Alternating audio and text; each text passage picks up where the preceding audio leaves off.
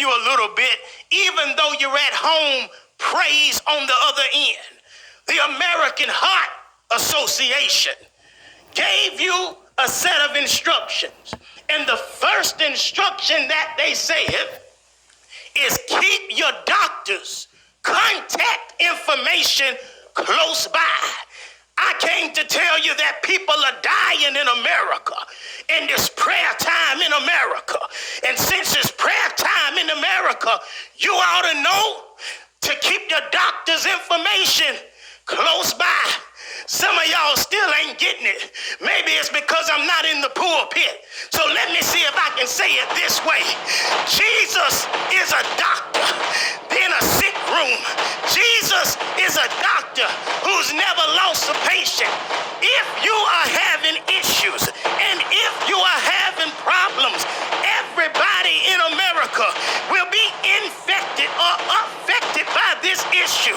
You've got to know that it's prayer time in America, and you got to call on Dr. Jesus. Call him up and tell him what you want. Jesus on the main line. Call him up and tell him what you want. When you call Jesus and when you pray to Jesus, he said, anything that you ask in my name, I'll do for you. I just want to encourage you that when you call, ask Jesus to go by the hospitals and lay his hands on our healthcare workers who are standing in the gap for us, putting their lives on the line to try to save the citizens of this nation. When you call on the name of Jesus, remember that he's a doctor. And so pray for those who are ill and who are sick and who have symptoms and don't seem like they're gonna get well.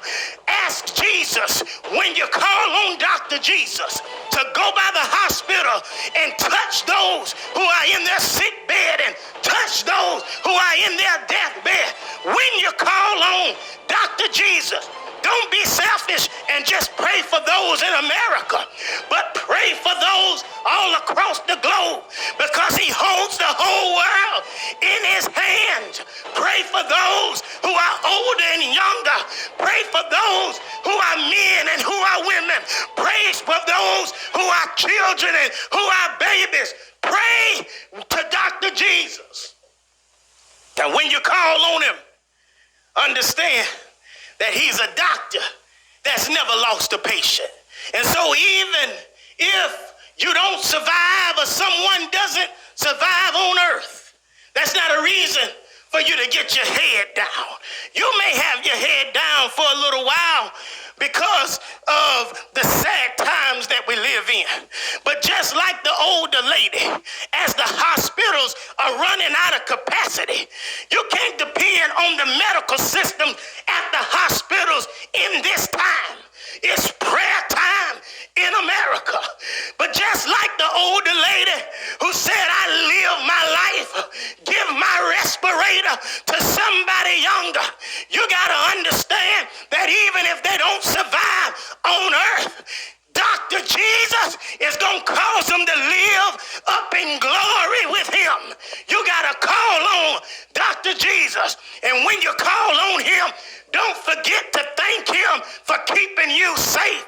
And thank him for blessing you to come this far.